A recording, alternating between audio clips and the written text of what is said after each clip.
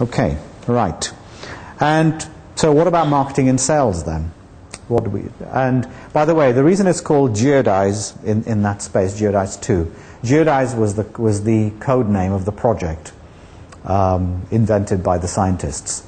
And it came from because they were using it for geographic stuff, and they were using it for ocean modeling when they first started off. And so we said, let's build a community, let's cascade everything down, let's basically go for a viral approach. Let's bypass all the other ways in which people reach customers, going through conventional distributors and channels. Okay, now, very interesting. So how did this exercise in creativity manifest itself? Today, if you type in designforce.com and go online, you can actually use the service. It exists. It has a subscription model. It has a web environment. You see that. It has, and the first node is in fact 400 Dells in a grid platform.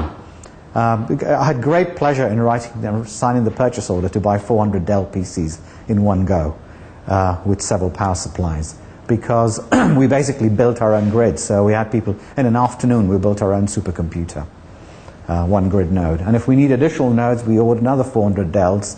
And if we want to set up a node in India or in South Africa, we pitch up and we buy locally, of course, so we get cheaper prices. And then we usually get the phone call from Dell saying, why are you buying 400 PCs? We do have higher power machines, you know.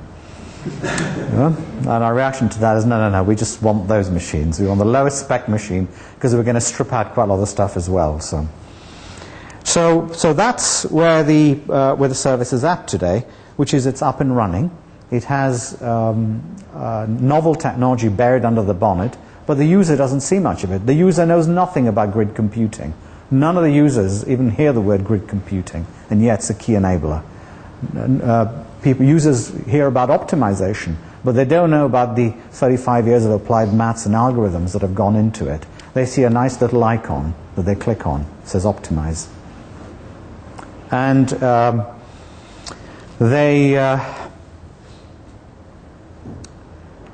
other thing about it is that the semantic technology is not visible either explicitly. Its whole secret is this invisible.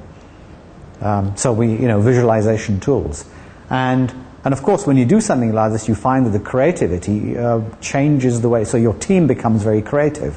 We hired somebody in who'd worked for Microsoft, who came along and said, we should do more visualization of the final results. So when you design a blade, why can't we just rotate it so the designer can see what it looks like, look at how the airflow is looking right around the 3D surface. We need proper 3D visualization.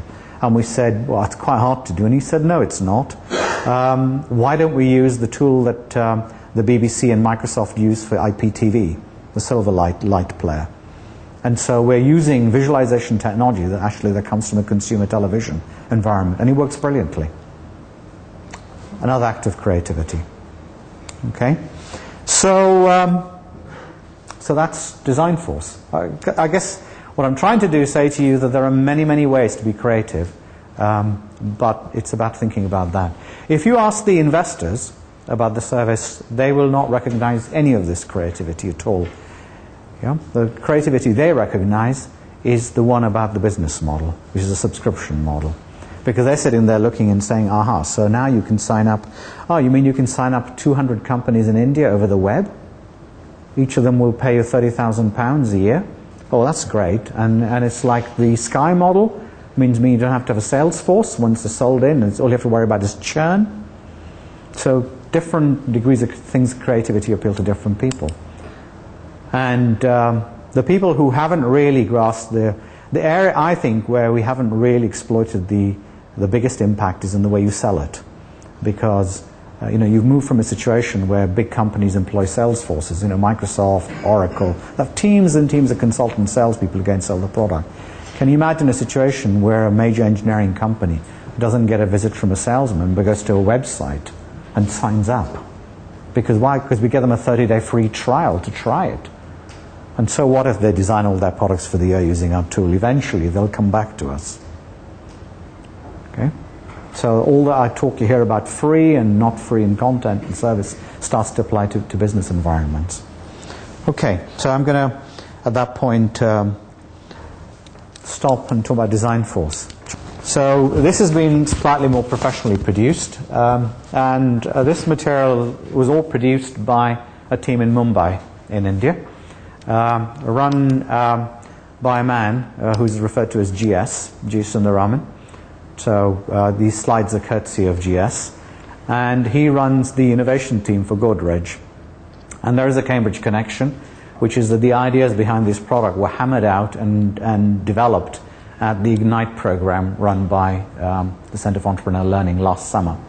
So it shows you what you can do. Last summer, we had one senior manager from Godrej on the Ignite program for 5 days.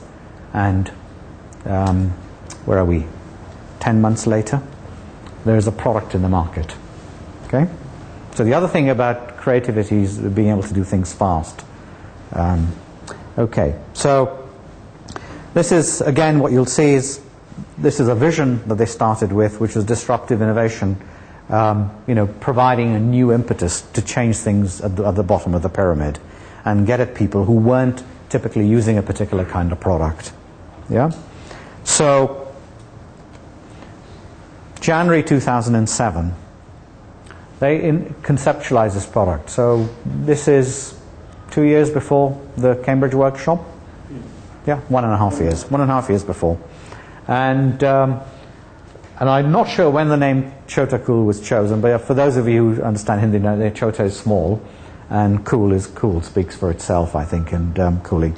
So basically, the idea was that across rural India, there is a big problem with fresh food being available and distribution of food, because stuff only keeps for so many days, and in the high temperatures. What it means is that the people who do the buying and the cooking, which is mainly women, have to make frequent journeys to the market to buy fresh food, and the way that food is maintained, the entire distribution infrastructure is geared around that. So the idea was to create an environment where it started off as a thought, can we build a low-cost fridge? And the first real breakthrough, for me, was the understanding or the realization that actually people didn't want to make ice in India. They wanted to chill stuff. So the need to take things down to 0 degrees evaporated suddenly, and it became the need to maintain something between 5 and 7 degrees to chill stuff, because that would make a really, really big impact. So all of a sudden, the act of creativity said, the idea of a fridge with makes ice and chills, etc. We just come up with something different. This is a chilling device, not a freezer, because nobody wants to buy one of those. And that, of course, takes a big element of cost out of the whole thing, because you don't have to reply, and also environmental damage, because all the refrigeration cycles and all the other issues go out of the window. And so this is a nice, sophisticated way of saying, talk about in-depth understanding to overcome fundamental barriers to consumption, unmet need of consumers. I've just told you what that actually means, which is realizing you don't need a fridge, but you need a chiller. Okay? And then the next thing was basically, how do you design and build a physical how can you take this idea and do something? And so they had people designing space, and so they came across next act of creativity was saying, why all these devices, chillers and freezers, front opening?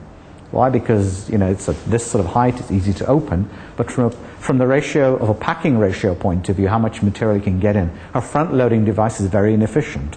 If you talk to a mathematician, he'll show you a nice little algorithm which shows that top stacking systems are much more efficient packing arrangements than side opening systems. Okay, it's a big realization which said, okay, so this thing's going to be top loading. We're going to have to re-educate the consumer to load that stuff in from the top rather than from the side, because we can get a lot more usage. In a typical refrigerator, the space utilization is about 70%. In this, it's nearer 90%. Another act of creativity that was. So now we're talking about then the options for business model. So I won't go into the detail of this, but the whole idea was we're going to get the price down and how we deal with that. And they had a price point and they had to hit. And I think the price point was 4,000 rupees, which translated is what, 70 pounds? In fact, 65 pounds, depending on the exchange rate. And they've actually met that and gone slightly below that now. Because that was the magic point at which they thought hundreds of thousands of people would buy this device and use it.